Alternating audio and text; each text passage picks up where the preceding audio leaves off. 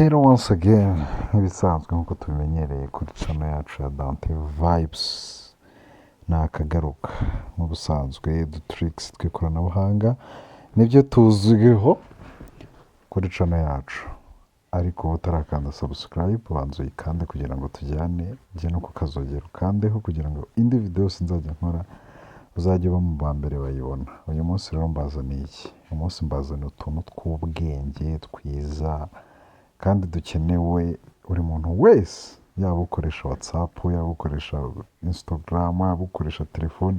Umuntu wese ukoresha telefone agomba kuba azi utu tuntu. Bambaza ngo ni uduki rero? Uyu munsi tugiye kugenda ku bintu bitatu. Tugiye gukora ku bintu bitatu uyu munsi. Tips zacu ziraba zibanze ku bintu bitatu by'ingenzi, nibyo tugiye kwibandaho. Bambaza ngo ni ibihe? Ukunze gusanga umuntu avuga ngo telefone yanjye ngishiramo umuriro vuba vuba, ngo kandi ngo mugenzi wanjye ufite nk'iyi we ntishiramo vuba vuba. Uyu munsi ndaza kugusobanurira ibintu bituma telefone yawe ishiramo umuriro vuba. Icyo ni icya mbere. Icya kabiri, bakunze kuvuga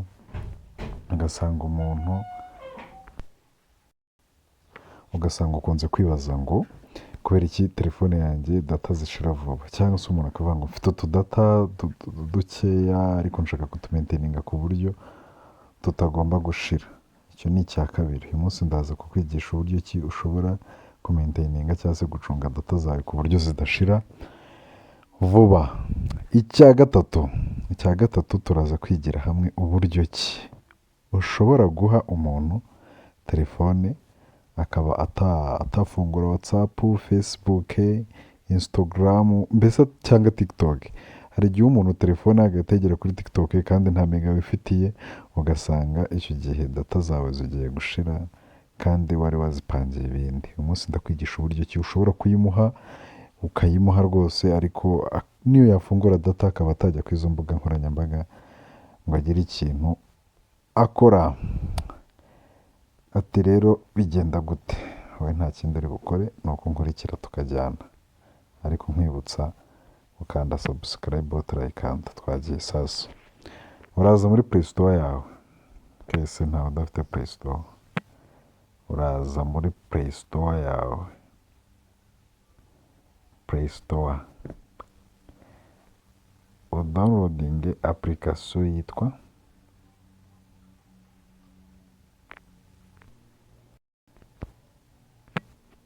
turaza muri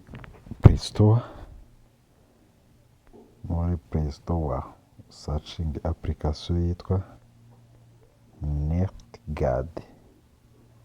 NetGuard like this. Nkuko ubibona iyi ngiyi ifite logo imeze utyo. Utazadownloadinga indi idafite ino marike uzamenye ko atariyo. Tuze dukore install nk'ibisanzwe application uko dusanzwe tuzinstall. Uko ubibona irihuta cyane. Hasigaye dukande open tuyifungure. Iyo tumaze kuyifungura rero nahita haza, turaza dukande agree. Tuzabikandira kuri agree. Numara gukanda agree, ngo urabona ko ama application yose dufite muri telefone yose yahise aza aha ngaha nk'uko uri kubibona. Haba hariho utuntu tubiri rero. Utu tubiri, icya mbere ndabanza mbabwire ku kuyifunga ku buryo data zawe zidashira uko ziboneye. Utu tuntu tubiri turi kutubona, utu kamwe ni aka wifi akandi ni aka data. Rero ugiye kugira ngo application ukayiha uburenganzira, ushaka guha application yawe uburenganzira bwo kuzajya ikoresha data igihe wayifunguye, igihe ubishakiye. Vuga ngo dufite wifi, dufite na data.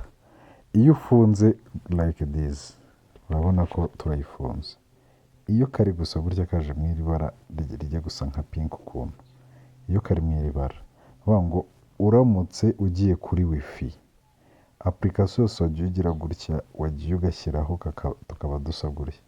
Vuga ngo iyo wabigenje gutya, iyo ugiye kuri wifi application yose iyo ari yo yose ntabwo iri buze gukora. nk'uko nabibabwiye, kugira ngo buriya iyo ducanye telefone yacu, apurikasiyo zose iyo ukiyifungura telefone, apurikasiyo zose zitangira gukoresha eyida wifi, eyida umuriro.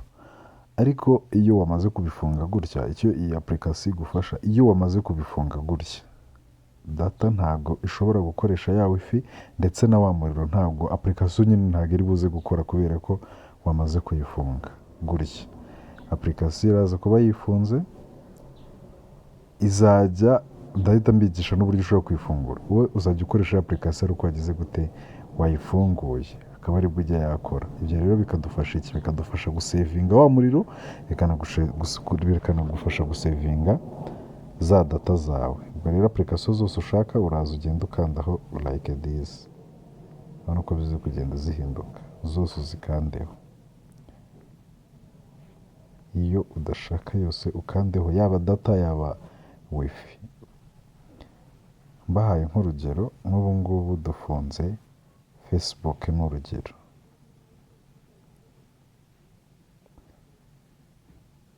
Facebook cyangwa se dufunze kuri YouTube. Dufunze YouTube gutya ni urugero.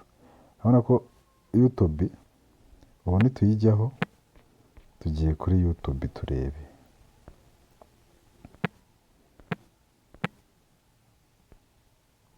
Dufungure YouTube turebe.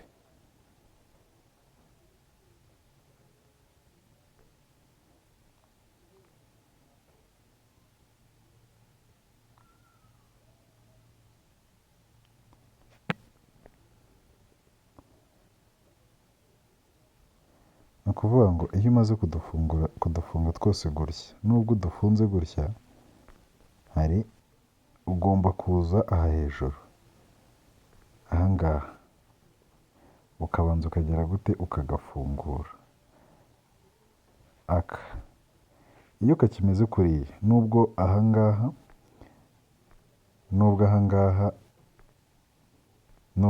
waba hafunguye gutya, ariko hano hejuru hakimeze gutya, n'ubundi ntibyakunda. Bisaba ngo uze n'aha ngaha ufungure, ako gafungure, ukande OK, then ukande OK. Hano don't ask again. Iyo umaze kugafungura gutya rero, nibyo ndi kubabwira, ubu ngubu za apurikasiyo noneho ntabwo zishobora kugera gute kubikora. None nabireba neza, iyo umaze kugafungura hari akantu kazamo hano hejuru kameze nk'agafunguzo, kugira ngo aka gafunguzo ntawe utari kukabona. Aka kantu kameze nk'agafunguzo, iyo kamaze kuzamo umenya ko apurikasiyo yacu yatangiye kugera gute gukora. Reka dufate urugero rero, dutesitinge turebe, ese ubu apurikasiyo izajya ikora nayihaye uburenganzira? Nk'uko bibona, reka dufate urugero kuri YouTube. YouTube hano namaze kugera gute kudufunga. Noneho tugiye kujya kuri YouTube turebe koko byakunze. Turagaruka tuze turebe kuri YouTube yacu. Dufunguye YouTube, nk'uko ubibona data zirafunguye, ariko YouTube dore ntabwo iri gukunda, iri kuguma iri aho ngaho. Ariko tugaruke noneho inyuma, twongere tugere gute tugafungure, wenda YouTube tugere gute tuyifungure gutya. Tumara kuyifungura turebe noneho YouTube yacu look. Urabona ko YouTube irakunze, noneho ubu twayikoresha. Ngo rero ubu YouTube nituba twayifunze kuriya, ntabwo izajya iri gukoresha za data zacu, amayedi, kumwe bamamaza, kumwe bagira gute, apurikasiyo ntabwo izaba iri gukoresha umuriro, nta nubwo izaba iri gukoresha iki, data. Ubwo ngira ngo twabibonye uburyo ki ushobora kuyifunga n'uburyo ushobora kuyifungura, ukaba uri gusevinga umuriro wawe, ukaba uri gusevinga data zawe, kandi ukabikora kuri za apurikasiyo zose wifuza. Ako ngako urumva ko ari akantu k'ingenzi, aribyo nababwiye, ushobora guha umuntu telefone yawe akaba adashobora kugira gute gufungura apurikasiyo utabishaka mu gihe wagafunguye. Ubwo rero aha ngaha icyo nari ndi kubereka cyari icyo ngicyo. noneho ikindi kandi kantu nashakaga kubigishaho ni ukuvuga ngo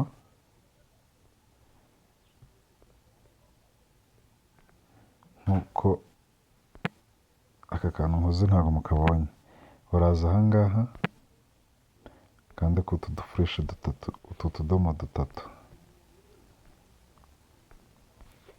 utudomo dutatu, numara kudukandaho uhita uza ujya muri setingizi. Iyo umaze kujya muri setingizi rero ushobora no kubifungira ahangaha. Ntushaka ko umuntu azajya afungura apurikasiyo ashaka utamuha uburenganzira, uraza ukande muri defaults. Numara gukandamo urabona ko ahangaha hari wifi na mobile za data.